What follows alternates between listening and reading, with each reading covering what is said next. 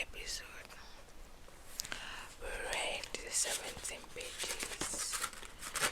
We are going to be continuing from where we stopped.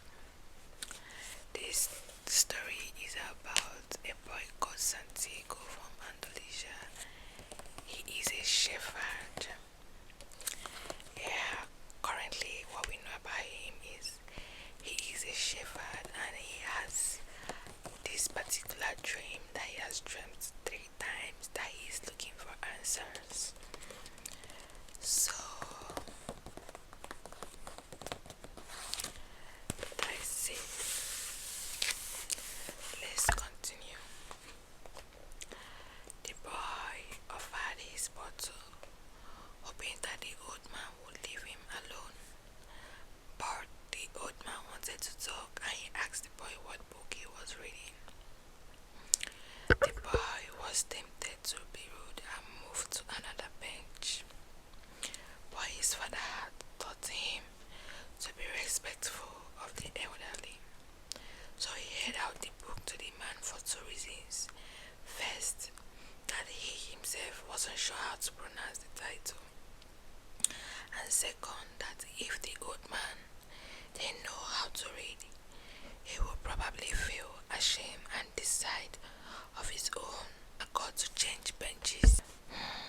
Said the old man, looking at the size of the book as if it were something strange object. This is an important book, but it's really irritating. The boy was shocked. The old man knew how to read and had already read the book, and if the book was irritating as the old man had said, the boy still had time to change it for another. It's a book that says the same thing almost all the other chapters in the world has said, continued the old man. It describes people's inability to choose their own personal legends, and it ends up saying that everyone believes the world's greatest lie. What's the world's greatest lie? The boy asked, completely surprised. Is this that at a certain point in our lives we lose control of what's happening to us, and our lives become controlled by fate? That's the world's greatest lie. That never happened to me, the boy said. They wanted me to be a priest, but I decided to become a shepherd. Much better, said the old man, because you really like to travel. He knew what I was thinking, the boy said to himself. The old man, meanwhile, was leafing through the book without seeming to want to return it all at all. The boy noticed that the man's clothing was strange. He looked like an Arab, which was not unusual in those parts. Africa was only a few hours from Tarifa. One had only to cross the narrow streets by boat. Arabs often appeared in the city, shopping and chanting their strange prayers several times a day. Where are you from? The boy asked. From many places. No one can be from many places, the boy said. I am a shepherd and have been to many places, but I come from only one place, from a city near an ancient castle. That's where I was born. Well then, we could say that I was born in Salem. The boy didn't know where Salem was, but he didn't want to ask, fearing that he would appear ignorant.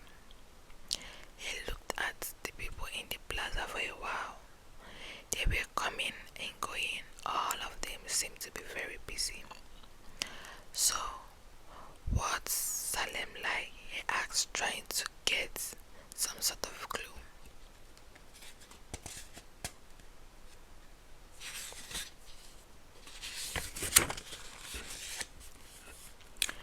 It's like it always has been. No clue yet, but he knew that Salem wasn't in Andalusia.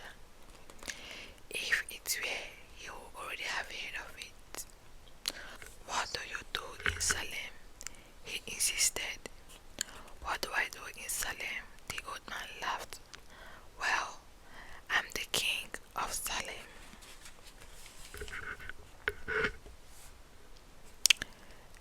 People say strange things, the boy thought. Sometimes it's better to be with a sheep who don't say anything, and better still to be alone with one's book.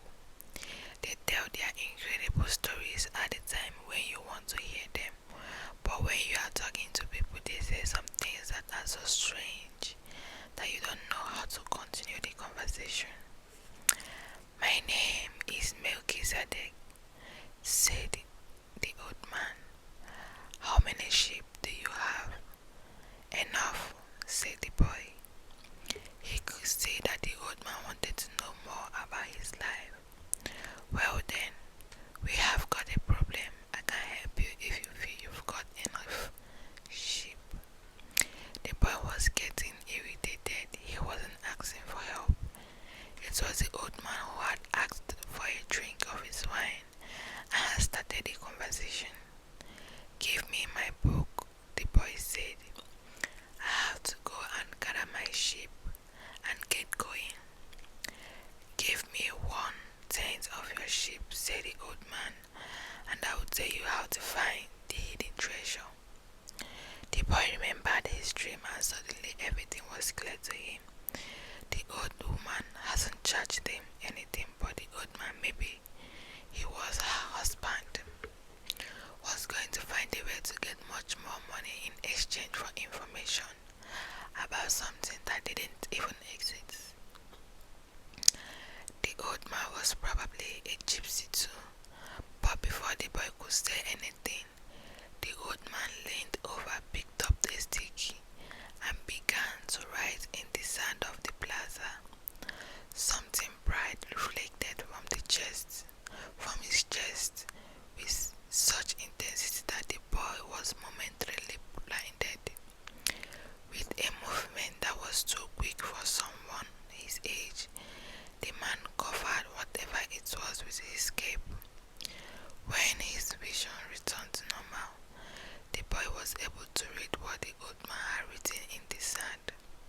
There, in the sand of the plaza of that small city, the boy read the names of his father and his mother and the name of the seminary he had attended. He read the name of the merchant's daughter, which he hadn't even known, and he read things he had never told anyone. "I'm the king of Salem," the old man had said. "Why would a king be talking with a shepherd?" the boy asked, awed and embarrassed. "For several reasons, but let's say that the most important is that you have succeeded in discovering your personal legend." The boy didn't know what a person's personal legend was. It's what you have always wanted to accomplish. Everyone, when they are young, knows that their personal legend knows what their personal legend is. At that point in their lives, everything is clear and everything is possible. They are not afraid to dream and to yearn for everything they would like to see happen to them in their lives. But as time passes, a mysterious force begins to convince them that it will be impossible for them to realize their personal legend. None of that the old man was saying made much sense to the boy, but he wanted to know what the mysterious force was. Agent's daughter will be impressed when he told her about that. It's a force that appears to be negative but actually shows you how to realize your personal legend. It prepares your spirit and your will, because there is one great truth on this planet. Whoever you are or whatever it is that you do, when you really want something, it's because that desire originated in the soul of the universe. It's your mission on earth, even when all you want to do is travel or marry the daughter of a textile merchant. Yes, or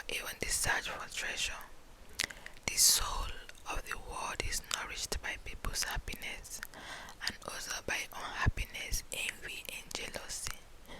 To realize one's personal legend is a person's only real obligation.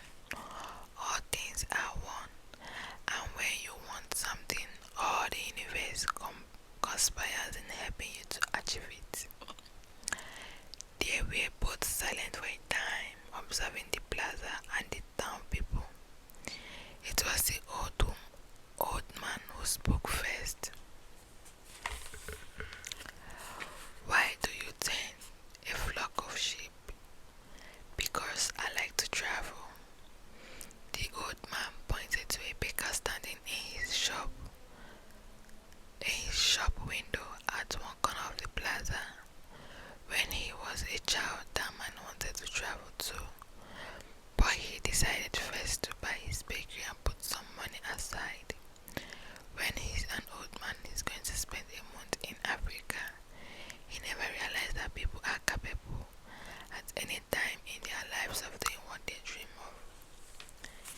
He should have decided to become a shepherd, the boy said. Well, he thought about that, the old man said, but bakers are more important people than shepherds.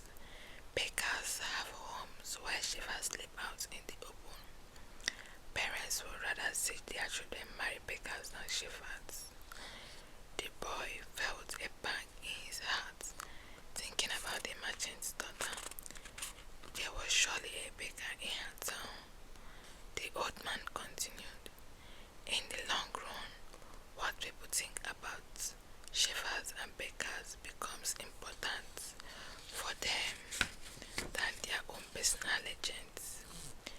The old man lived through the book and fell to reading a page he came to. The boy waited and then interrupted the old man, just as he himself had interrupted. Why are you telling me all this? Because you are trying to realize your personal legend, and you are at that point where you are about to give it all up. And that's when you always appear on the scene. Not always in this way, but I always appear in one form or another. Sometimes I appear in the form of a solution or a good idea. At other times, at a crucial moment, I make it easier for things to happen. There are other things I do too.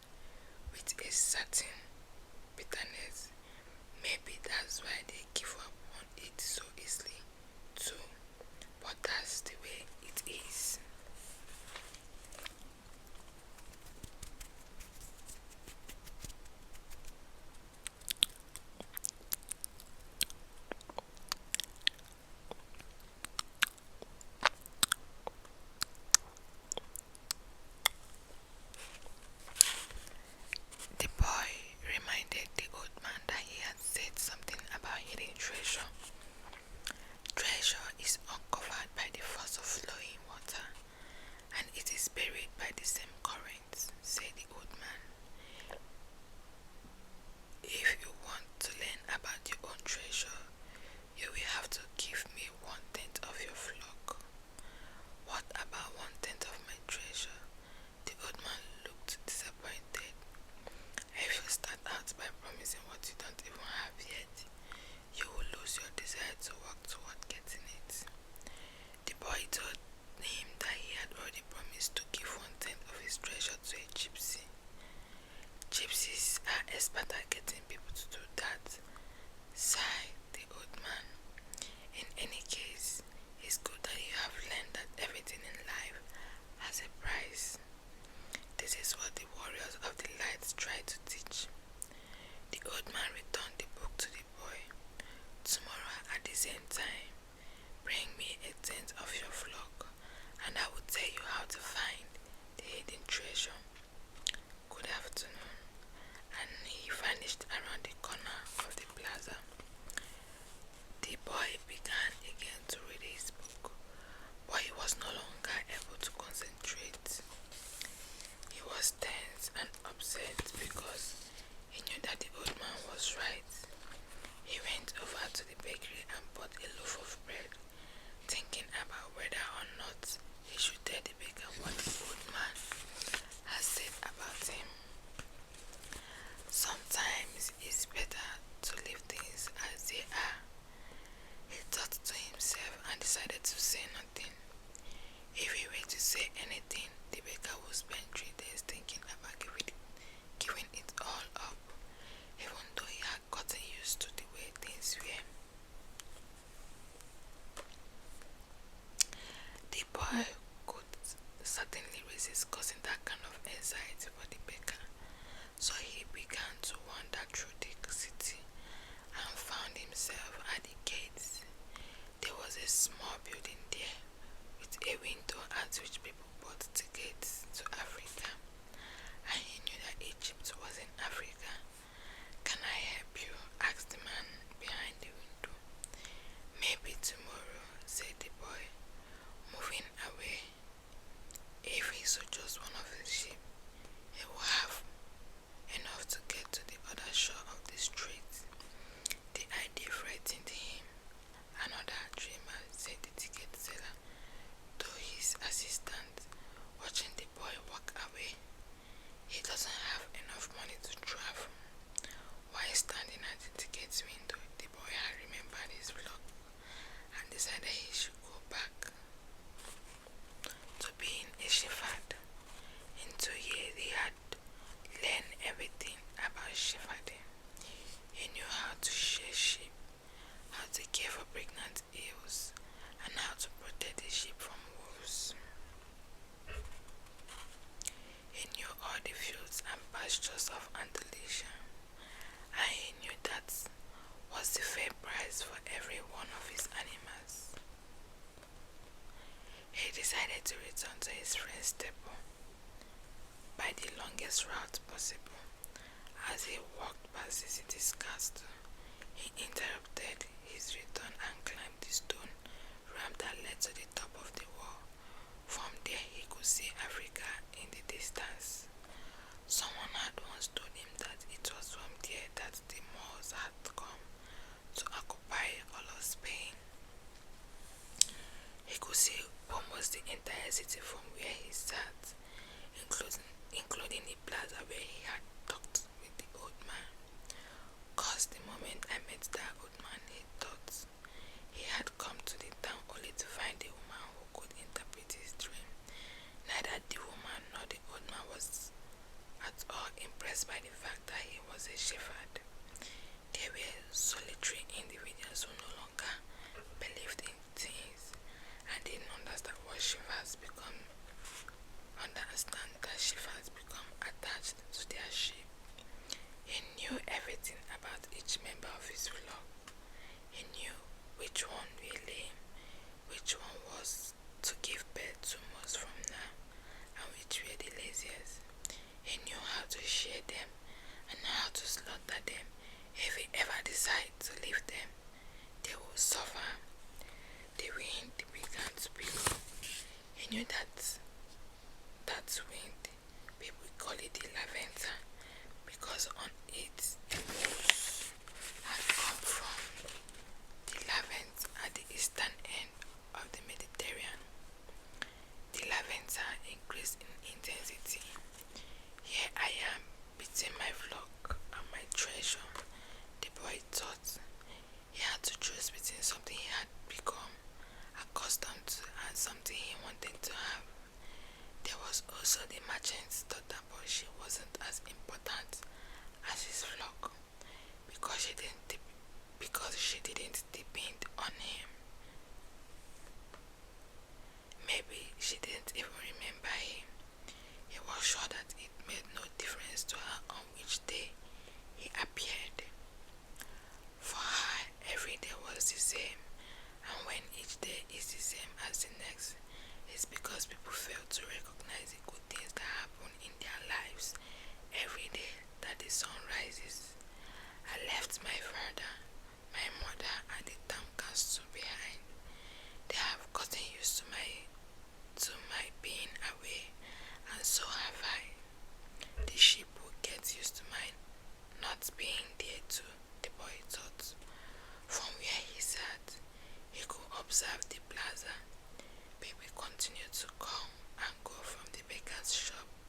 A young couple sat on the bench where he had talked with the old man and they kissed. That's baker, he said to himself, without completing the thoughts. The lavender was still getting stronger and he felt it force on his face. Darwin had brought the most years, but it had also brought the smell of the desert and of veiled women. It had brought with it the sweat and the dreams of men who had once left to search for the unknown and for gold and adventure and for the pyramids. The boy felt jealous of the freedom of the wind and saw that he could have the same freedom. There was nothing to hold him back except himself, the sheep, the merchant's daughter, and the field of the Andalusia were only steps along the way to his personal legend. So we just finished